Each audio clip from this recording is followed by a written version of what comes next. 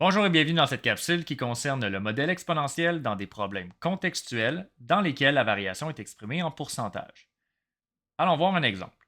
Les dirigeants d'une entreprise en pleine expansion analysent les profits enregistrés par l'entreprise au cours des 4 dernières années. Au début de cette période, l'entreprise a généré des profits de 400 000 et ce montant a augmenté de 7 chacune des années suivantes. En A, complète le tableau ci-dessous pour déterminer les profits enregistrés à la fin de chaque année. Et là, on nous montre un tableau divisé en colonnes dans lequel la première colonne représente les années qui passent de 1 à 2 à 3 à 4, les profits d'entreprise au début de l'année. Au centre, on a l'augmentation des profits de l'entreprise pendant l'année et à droite, les profits d'entreprise à la fin de l'année. Pour calculer les profits de la première année, on va multiplier le 400 000 par 7 7 en valeur décimale, 0,07. 400 000 fois 0,07, on obtient 28 000 ici. Donc, ça représente l'augmentation des profits. On avait initialement 400 000 de profit. On augmente de 28 000. 400 000 plus 28 000. À la fin de l'année, on se retrouve avec 428 000 de profit enregistrés pour l'entreprise. Pour la deuxième année, on reprend 428 000 au début de l'année qu'on multiplie par 7 0,07, qui va nous donner 29 960 d'augmentation au courant de l'année.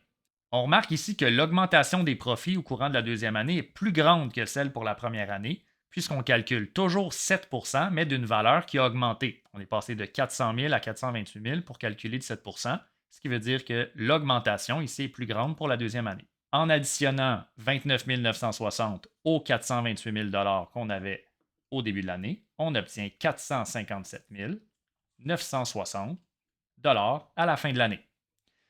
Pour la troisième année, on répète le processus. Donc, on multiplie 457 960 par 0,07. On obtient 32 057 et 20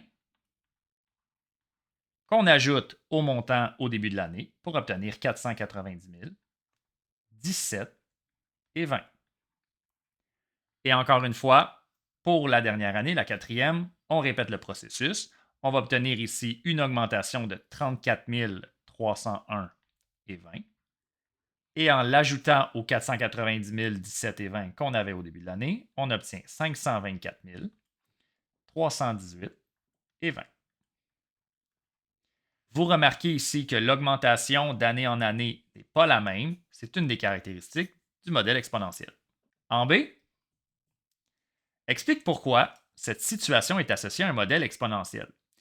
Si la situation est associée à un exponentiel, comme on a des bons d'une année à chaque fois, on va multiplier les profits enregistrés à la fin de l'année par la même valeur, la base ou le facteur multiplicatif.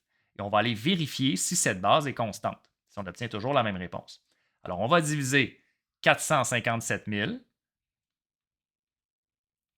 960, ce qu'on obtient à la fin de la deuxième année, par ce qu'on obtient à la fin de la première année, 428 000 En effectuant la division, on obtient 1,07.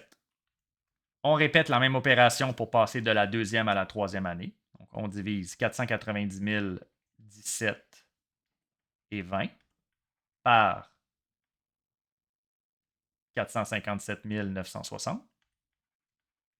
Et on obtient encore une fois 1,07. On refait encore une fois l'opération. 524 318 et 20 divisé par 490 000, 17 et 20. Et encore une fois, 1,07 comme réponse.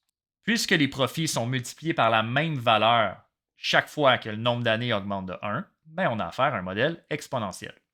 Alors, la raison ici, c'est car les profits sont multipliés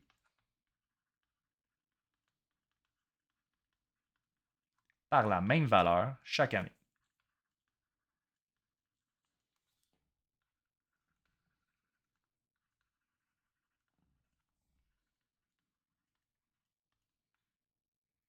En C, si le temps écoulé depuis le début de la période analysée en années est représenté par la variable X et les profits de l'entreprise en dollars par la variable Y, détermine la règle associée à cette situation. Eh bien, ici, on a un modèle exponentiel, donc y égale. Dans le modèle exponentiel, la première valeur à écrire ici, c'est la valeur initiale ou l'ordonnée à l'origine. Ici, on va écrire le 400 000 qui nous était présenté dans la situation.